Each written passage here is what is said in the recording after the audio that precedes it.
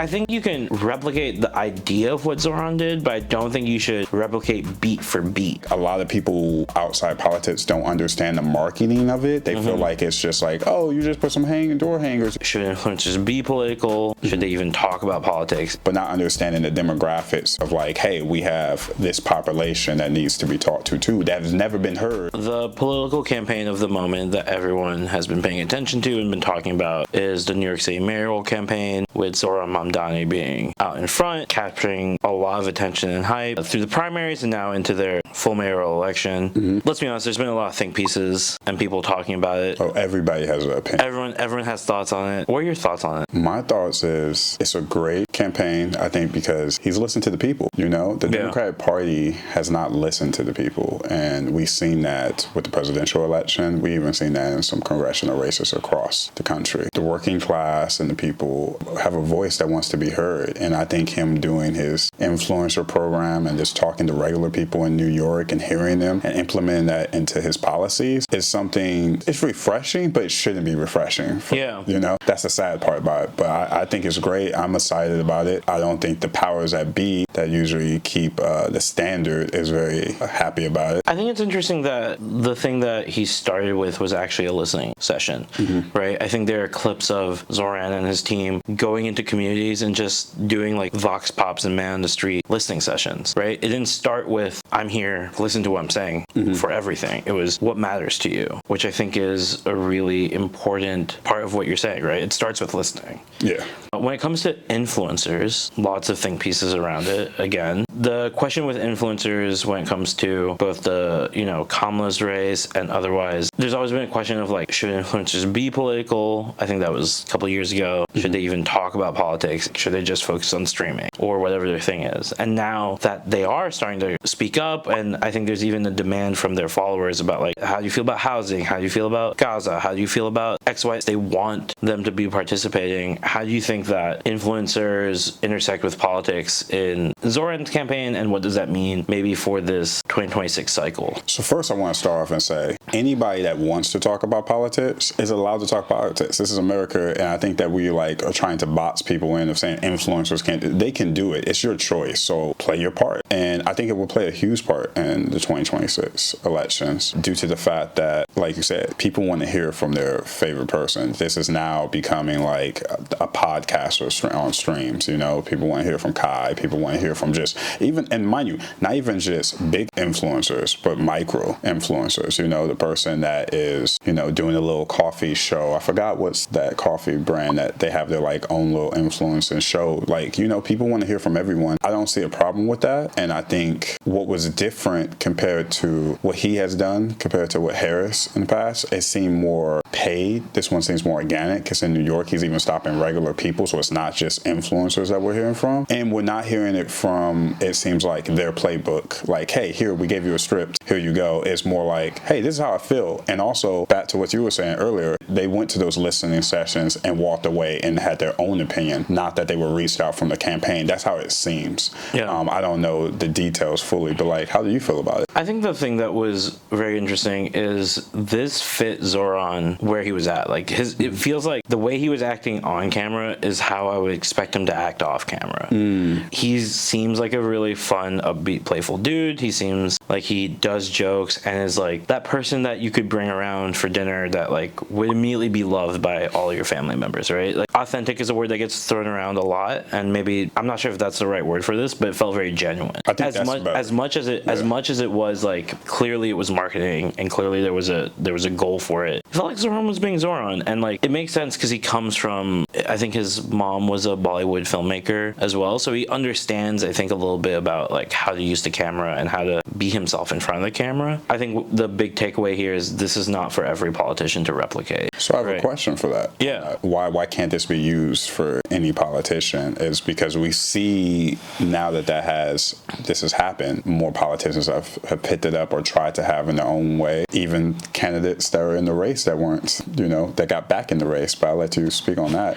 I don't want to speak on that. we can, but I think it's more on. I think it's that hopping on the internet. I think what it is that that you need to find the places that make sense for you to be in. The internet is so vast that every audience exists, every niche exists, that it doesn't behoove you to like fake being interested in a certain thing or pretend to, fit in order to just be seen with certain people, right? I think you can set up different kinds of interactions where whoever you are as a candidate, as a person, can fit naturally into that setting. Everything I saw Zohran in, it kind of made sense that he was there and speaking the way he was speaking, right? Mm-hmm. Him on Subway Takes, kind of just talking, made sense. Yeah. I was like, oh, this is the vibe. This fits.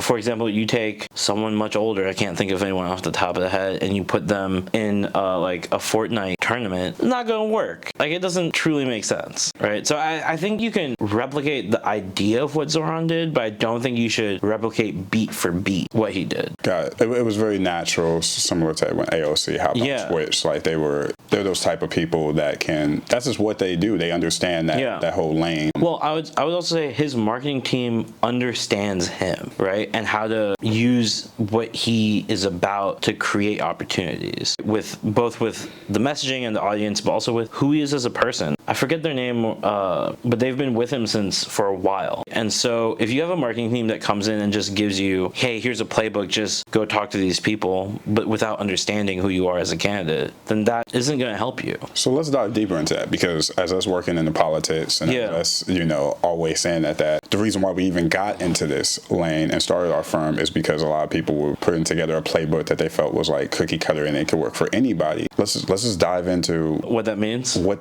and what's the difference of it, because I feel like a lot of people that are outside politics don't understand the marketing of it. They feel like it's just like, oh, you just put some door hangers, you just did that. They don't think of it as the same way as they would think of the Coca-Cola commercials or the Nike commercials. The difference, I think there's a question in there. I think there are a lot of questions in there is the problem. Yeah. So I'll say that there are some things that are you can easily replicate. Websites shouldn't be super hard. You are going to make lawn signs, you are going to do things. But I would say even Zohran's logo went against the grain. It didn't have an American flag. It didn't have the red, white, and blue tones. I think that you need to be willing to create your own brand and stand out, especially for candidates, I think right now, who are trying to present an alternative to the same old. If you're going to be an alternative, if you're going to be like a candidate coming from the outside that's going to try and get the will of the people to... the other thing Zohran had outside of listening was a message with solutions for the problems people are feeling. Lots of those solutions go against the establishment, and I think it made sense that he doesn't come in with a, American flag background. If that's the kind of candidate you're going to be and you have a red and blue logo, that doesn't work. That doesn't make sense, right? Like, you got to establish your branding that makes sense for you and that feels like very personal and recognizable, and then that website gets made. And then I think when it comes to how you get out there and market, it's going to be a bit of both, right? It's going to be field. We always talk about the importance of field. Definitely. Organizers. You can never overstate how important that is. But right now, what's your voter base? Where are they at? Are they in New York? Really young audiences that need a lot of information and a lot of diasporas. Zohran did materials in Urdu and Bengali, which is my mother tongue, so it's great to know that and see that out there, in Hindi and Spanish and all these languages. And I think a lot of those immigrants, voters, and immigrant communities felt like they started to get to know who he was because he talked to them in their language, made an attempt. So this goes back to what we always hear as political consultants is you want to make people feel heard. You want them to be part of the team. Yeah. And as you're saying that with all these different diasporas, part of that is having in-language material, which surprisingly we don't see a lot from every campaign. Yeah.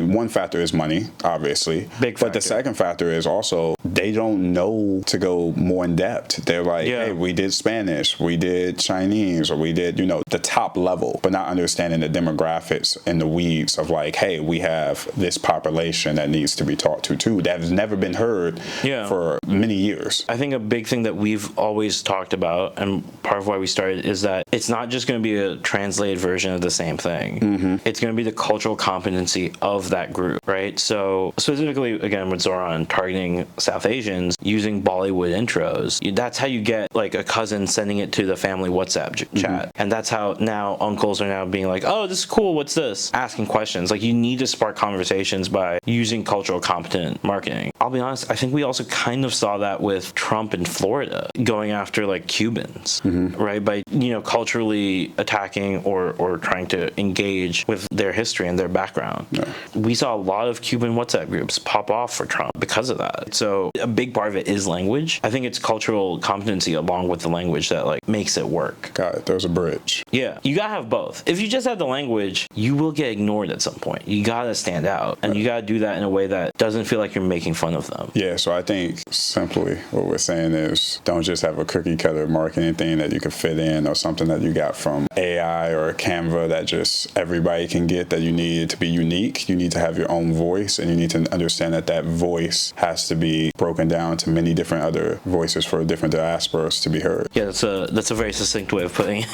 I would agree.